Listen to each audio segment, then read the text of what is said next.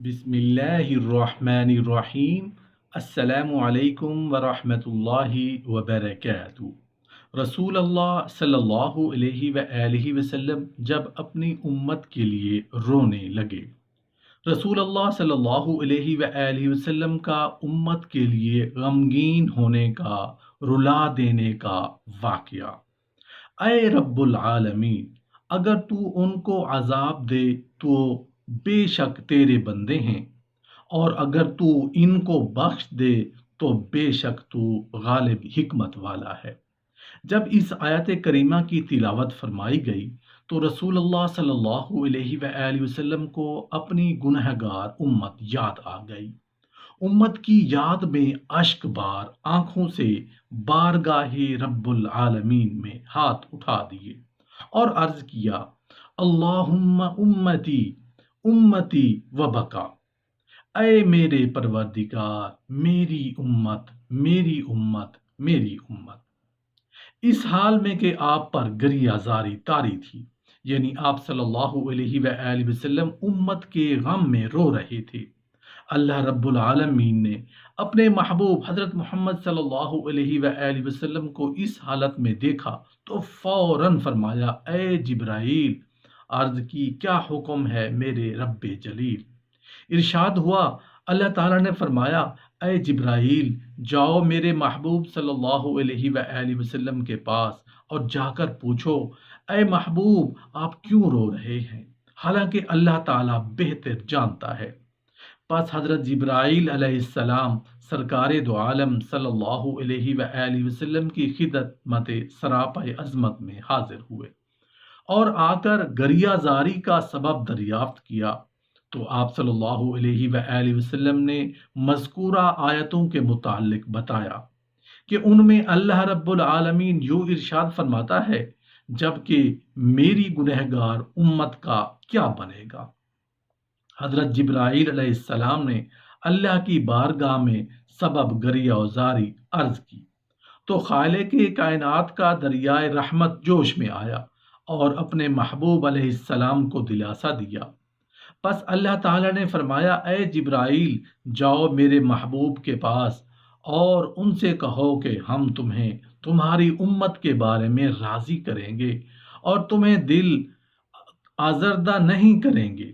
ایک مرتبہ جبرائیل علیہ السلام رسول اللہ صلی اللہ علیہ وآلہ وسلم کے پاس آئے تو آپ صلی اللہ علیہ وآلہ وسلم نے دیکھا کہ جبرائیل علیہ السلام پریشان ہیں۔ آپ صلی اللہ علیہ وآلہ وسلم نے پوچھا، جبرائیل کیا معاملہ ہے کہ آج میں آپ کو غم زدہ دیکھ رہا ہوں؟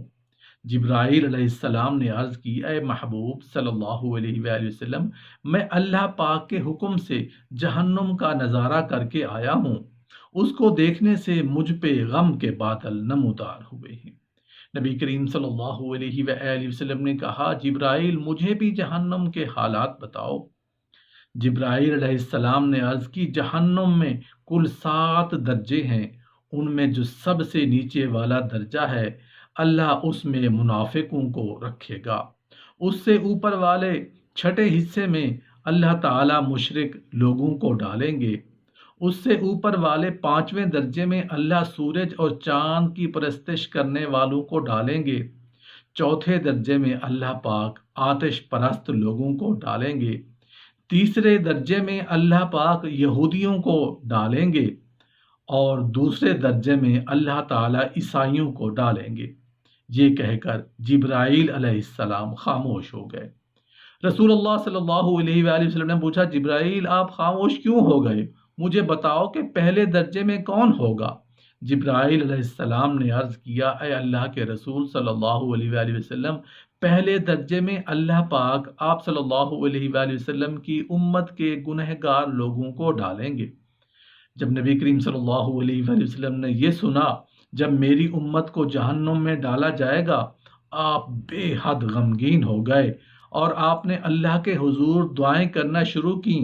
3 دن ایسے گزرے کہ اللہ کے محبوب مسجد میں نماز پڑھنے کے لیے تشریف لاتے، نماز پڑھ کر حجرے میں تشریف لے جاتے اور دروازہ بند کر کے اللہ کے حضور رو رو کر فریاد کرتے، صحابہ کرام رضوان اللہ تعالی علیہم اجمعین حیران تھے کہ نبی کریم صلی اللہ علیہ وآلہ وسلم پر یہ کیسی کیفیت طاری ہوئی ہے۔ جب تیسرا دن ہوا تو سیدنا ابو بکر صدیق رضی اللہ عنہ سے رہا نہ گیا۔ وہ دروازے پہ آئے، دستک دی، سلام کیا، لیکن سلام کا جواب نہیں آیا۔ روتے ہوئے سیدنا عمر رضی اللہ عنہ کے پاس آئے اور فرمایا کہ میں نے سلام کیا لیکن سلام کا جواب نہ پایا، لہٰذا آپ جائیں، آپ کو ہو سکتا ہے سلام کا جواب مل جائے۔ آپ نے بھی 3 بار سلام کیا لیکن جواب نہ آیا۔ حضرت عمر رضی اللہ عنہ نے سلمان فارسی رضی اللہ عنہ کو بھیجا لیکن پھر بھی سلام کا جواب نہ آیا۔ حضرت سلیمان فارسی رضی اللہ عنہ نے واقعہ کا تذکرہ حضرت علی رضی اللہ عنہ سے کیا۔ انہوں نے سوچا کہ جب اتنے عظیم شخصیات اسلام کو جواب نہیں ملا تو مجھے بھی خود نہیں جانا چاہیے، بلکہ مجھے ان کی نور نظر بیٹی فاطمہ رضی اللہ عنہا کو اندر بھیجنا چاہیے۔